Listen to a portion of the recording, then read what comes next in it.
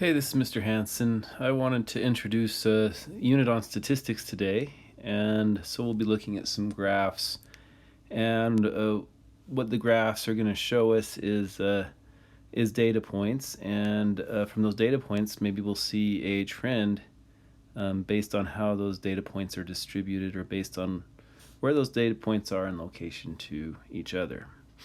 So let's start with this first one. The data for this one is if you've ever been to a rodeo, and if you can ride a bull for 8 seconds, you have won, but it's very hard to do. So looking at this is called a dot plot. This way of representing our data is a dot plot here. That's the kind of graph it is. And we've got 4 people who rode for 1 second, 4 people who rode for 2 seconds, 3 seconds, 4 seconds, and then fewer people rode for 5, 6, and 7, and 8 seconds. And so, as you can see, if you're kind of in the clump of people that rode for fewer seconds, you're kind of with everyone else. But there are a few people that kind of make it out of that clump and really excel at their sport. If we were to kind of draw a curve pattern, and we do this sometimes in statistics, it would look kind of like this, and there would be a tail on the right side of that curve. And so whenever you have this kind of curve pattern with a tail on the right side and the bulk of the data on the left side, we call that a right skew. That's the name of that distribution, right skewed right, or right skew.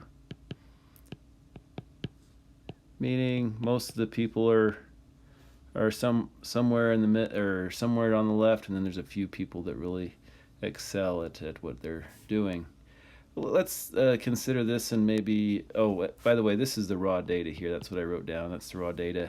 Wanted to compare the raw data to the picture, and hopefully you're seeing that the picture actually speaks to you a lot louder than the raw data does. And if we had a whole bunch of data points, I think you would see that you'd get lost in this raw data.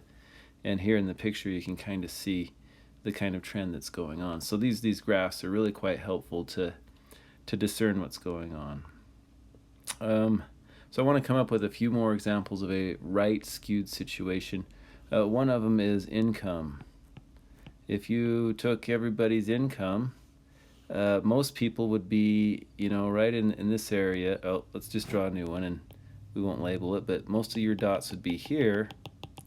And then you'd have some people who made a little bit more than everyone else, and then some who made a little bit more, and then way out here you've got Bill Gates and LeBron James and maybe some other people.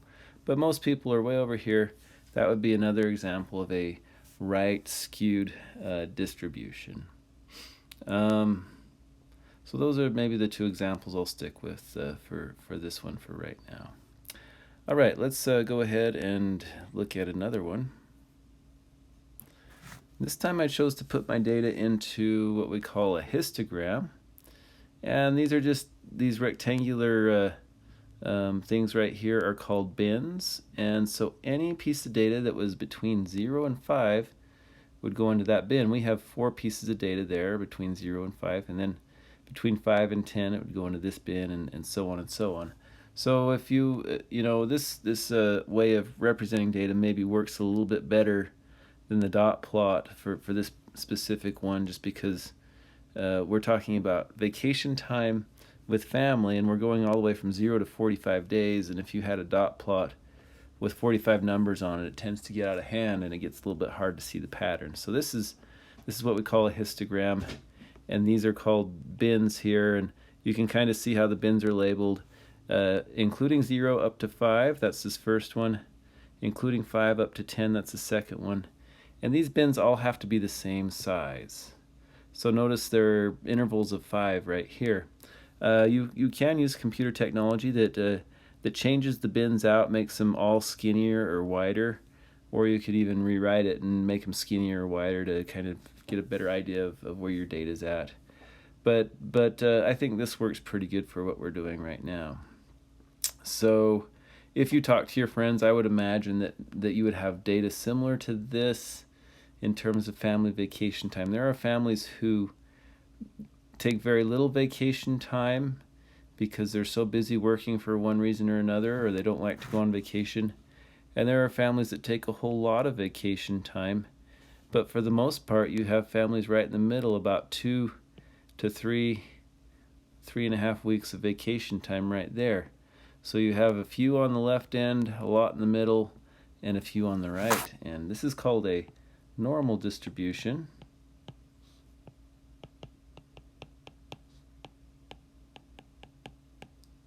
And here's a standard normal curve. Sometimes we call it a standard distribution too.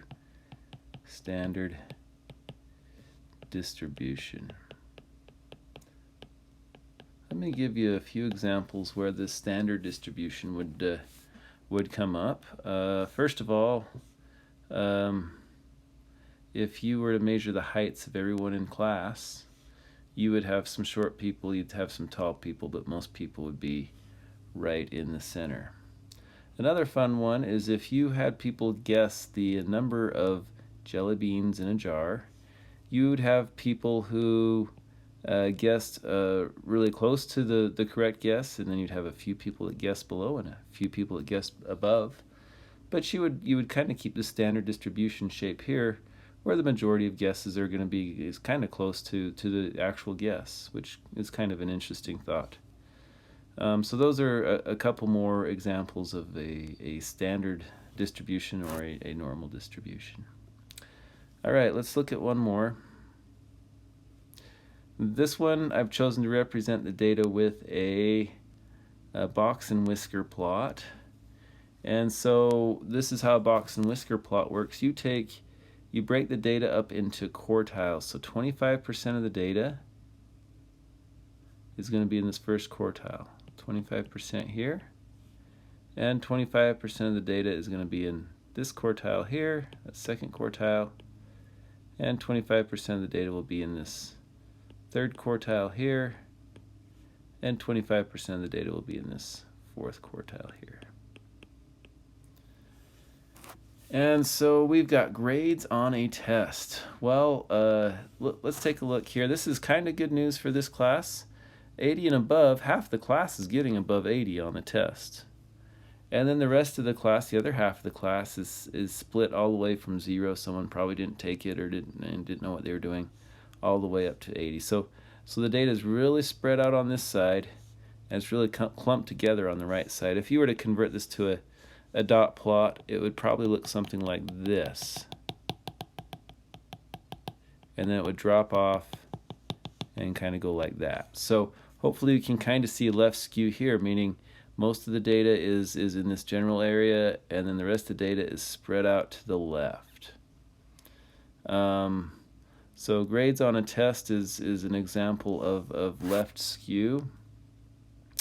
Trying to think of another good example for you. When people this is probably the best example. We'll just keep with this one rather than me trying to stumble across another one. So grades on a test is going to be kind of a left skew because it has a tail on the left. Here's your tail right here, and that's going to be left skew. Now, not all distributions are going to fall into these three categories. There are other distributions, and we can talk about them a little bit. We have a uniform distribution, which looks something like this. It's kind of a random thing, meaning that there are just as many low numbers as there are high numbers. That would be kind of a uniform distribution where there's not a lot of variability going on there between low and high.